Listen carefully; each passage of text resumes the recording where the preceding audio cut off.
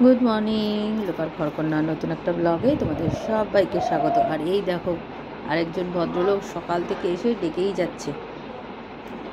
এই কিন্তু ঠিক ধরতে পারি না কোথা থেকে ডাকে। আজকে দেখতে পেয়েছি, সেই 6:30 থেকে এর ডাক শুনতে পাবে। আর এই দেখো, এখন ব্রেকফাস্ট সেরে নিই। আর আজকে ব্রেকফাস্টে কি খাচ্ছি দেখেছো? দই, ওটস আর শশা কুচো। আর আজকে বিশেষ কিছু রান্না করব না, আজকে ঘর পরিষ্কার করব। পুজোর আগে, সেই গণেশ পুজোর আগে ঘরদোর ভালো করেই পরিষ্কার করা হয়েছিল, কিন্তু তাও তো দেখতে দেখতে প্রায় অনেকগুলো দিন হয়ে গেল।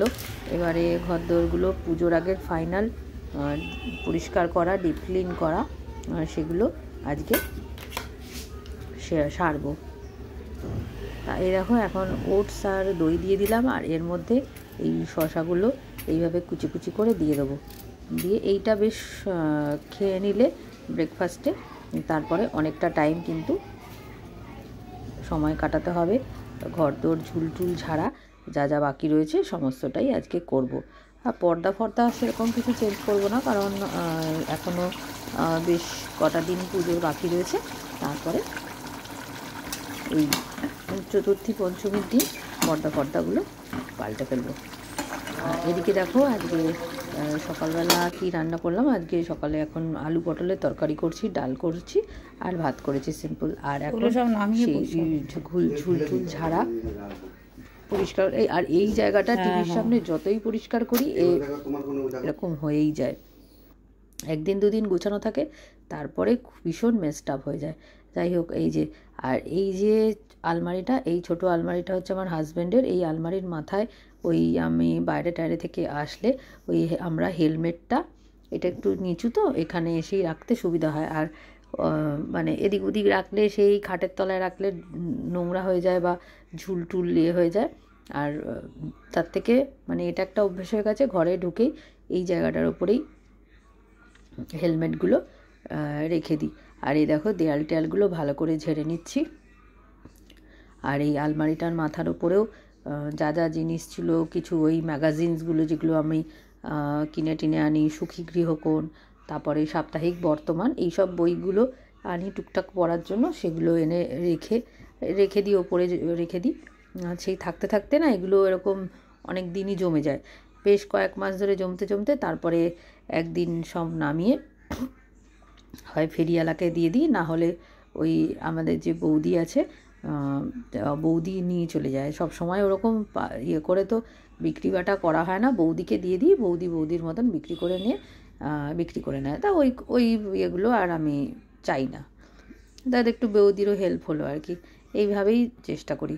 যাই হোক, আজকেও এই জায়গাগুলো ভালো করে ঝেড়ে নিচ্ছি, একদম ঝুলটুল ঝেড়ে, যেখানে ভালোই একটু ঝুলটুল ধুলো নোংরাও পড়েছিল। আর এই যে জানলাটা একদম রাস্তার ধারে, আর এই সাইডটা প্রচণ্ড নোংরা।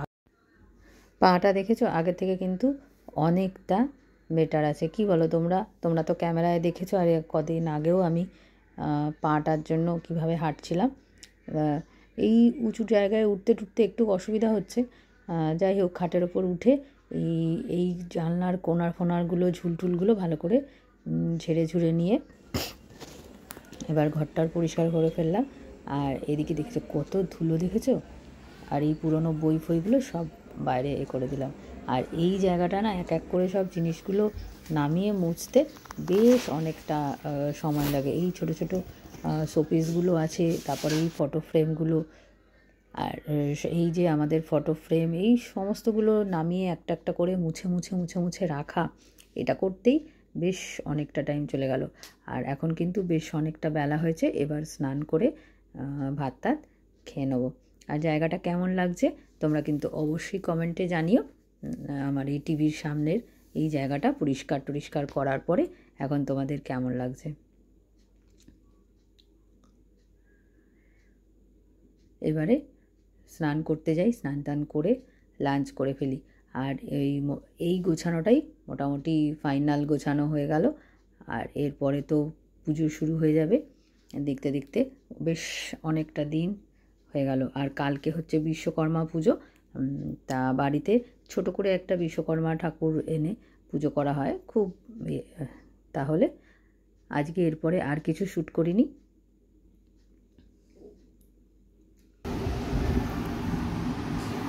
এরপরে বিশ্বকর্মা ঠাকুরমশাই এসে গেছে, পরের দিনের সকাল।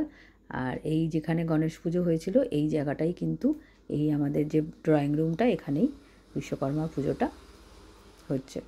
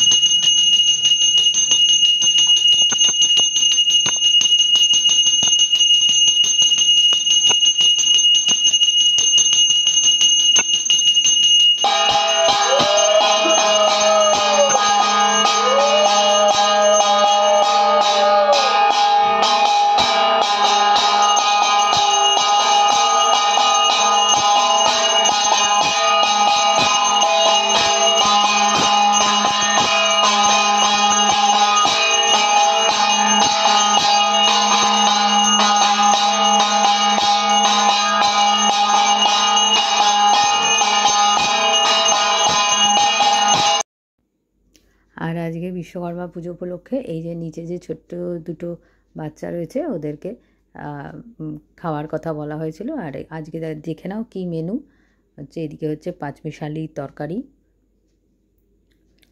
আর খিচুড়ি,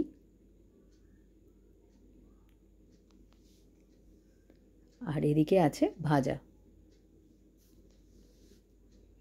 আর তাহলে আজকে এইটুকুই। তাহলে আজ আসি, আবার আসবো অন্য একটা ব্লগ নিয়ে। টাটা।